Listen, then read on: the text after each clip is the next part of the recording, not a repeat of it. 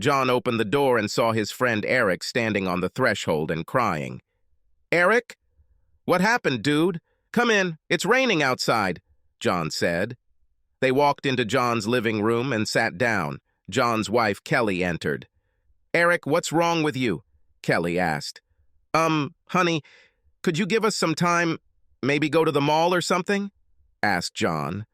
"Of course," Kelly said. Kelly walked away and John sat there looking at Eric, waiting for him to say something. "Eric, something is clearly bothering you. If you tell me what it is, maybe I can help," John said. "Yes, help. That's why I came here. I need your help," Eric said. "Okay, what kind of help do you need?" "The return of my manhood." "What? What do you mean?" "For the last 3 years, I haven't been a man, at least not like I used to be," Eric said. "What are you talking about?" "I've been a cuckold for the last 3 years," Eric blurted out. "Cuckold? I know that word. What is it?" "Oh, I remember. It's a man whose wife has sex with other guys. Are you saying that Lisa has been having sex with other guys for 3 years?" asked John. "Not with other guys, just another guy," Eric said. "And with whom?" asked John. "With Mark." "With Mark? Mark has been having sex with your wife for 3 years?" John asked in disbelief. "Yes. Why didn't you stop it?" At first I was delighted with it. The first time, it was what I wanted. I wanted to see Lisa with another guy. I only wanted it once, but Lisa invited him to come over as often as possible to have sex with her. And he looked at me and laughed. He said he understood why she wanted him to come. I couldn't do or say anything. "So Mark has been coming to your house to have sex with Lisa for 3 years now?"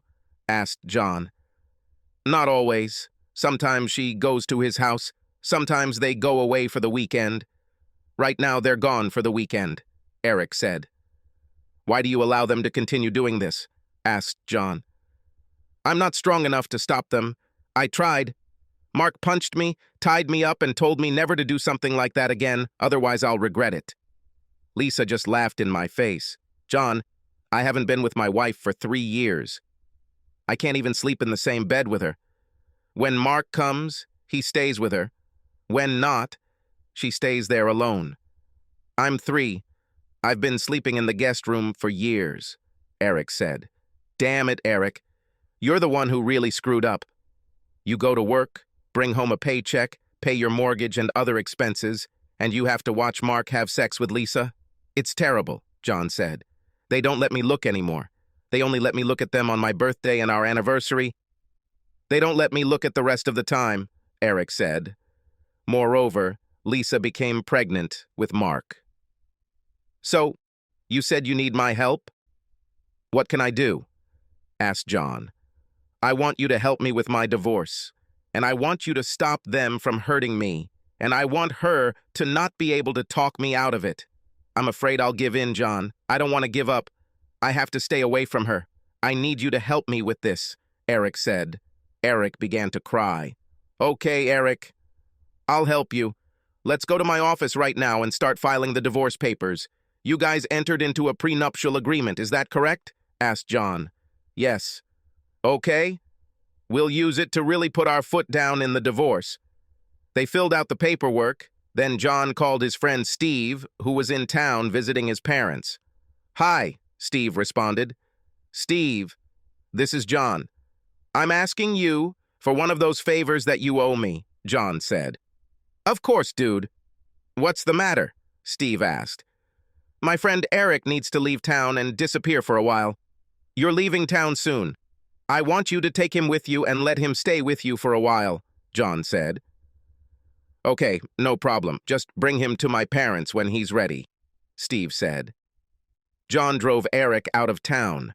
When Mark and Lisa returned to Eric and Lisa's house on Sunday evening, John was waiting on the porch. "John, what are you doing here?" asked Lisa. She was nervous because she was holding Mark's hand, and their relationship had been a secret until that moment. "I'm waiting for you," John said. "Me? Why aren't you inside with Eric? Asked Lisa. Eric isn't there. In fact, I am waiting for you on his behalf. What? What are you talking about? John stood up, walked over to Lisa and Mark, and handed Lisa a folder with divorce papers. Consider me officially presenting them to you, John said, and walked past them to his car. Lisa opened the folder and looked at the papers inside. Divorce? Is this some kind of joke? Eric is not divorcing me, Lisa said. Obviously she's getting a divorce. He said something about you cheating on him for 3 years. That can't be true, can it? Asked John. Mark and Lisa looked shocked. John knew why. Oh, by the way, call my office if you and your attorney want to contest the divorce or any of the proposed property division options, John said. John opened the door of his car. John, damn it. Don't go. Tell me where he is. I demand that you tell me where he is now, Lisa said. I don't have the slightest idea where he is now, Lisa. He said he needed to leave town. He did this because it was as if you or Mark would try to force him to stay married to you. Well, of course, we will contact you soon. Have a nice night, John said. John chuckled as he drove away, but knew there was still a long way to go. By 1 p.m. on Monday, Lisa and her lawyer, George Williams, were sitting in John's office. My client knows that in this state, infidelity is not a sufficient basis for annulment of a marriage, but he believes that 3 years of blatant infidelity and hostility towards him on the part of you and Mark created irreconcilable differences, so he decided to end the marriage before most of his money will be spent by you on gifts for Mark, like a new car, which my client is claiming, as I'm sure you noted in the proposed settlement terms, John said. This is all a misunderstanding. All I need is 5 minutes with Eric, and this whole situation will be resolved, Lisa said. Yes. When he came to see me on Saturday, he seemed to agree with you on this. He was sure that if he saw you, he would agree to your demand not to try to get a divorce. He said that he was leaving town so that you could not see him and demanded this from him. Apparently, Eric is standing up for himself for the first time in 3 years. I have to say, I don't blame you for not wanting a divorce, Lisa. I looked at your prenuptial agreement. There is not a single weak point in it, and you won't get much. You're going to lose the food stamps that Mark fed you, John said. Son of a bitch! You have no right to talk to me like that, said Lisa. Really? I am Eric's attorney. Let me tell you that you have a lot to lose in this divorce. I'm Eric's friend. I'm telling you how upset I am about what you did to him. I am your brother. I am telling you how disappointed I am in you personally. Oh, and by now Mark should have been served with some paperwork regarding the family split. We are demanding serious financial compensation for his involvement in all this, John said. You're a son of a bitch, Lisa said, and hit John with all her might. George, I suggest you restrain your client. If she does this again, I'll have to call the police to report the attack, John said. Lisa, let's get out of here. We obviously won't achieve anything here, said George. George and Lisa left. At noon, Kelly walked into John's office and immediately hit him with all her might. I've been hit twice today. I could understand the first time, but I have no idea why you're hitting me, John said. How could you side with Eric against your own sister? I know Eric is your friend, but how could you do this to Lisa? Kelly exclaimed.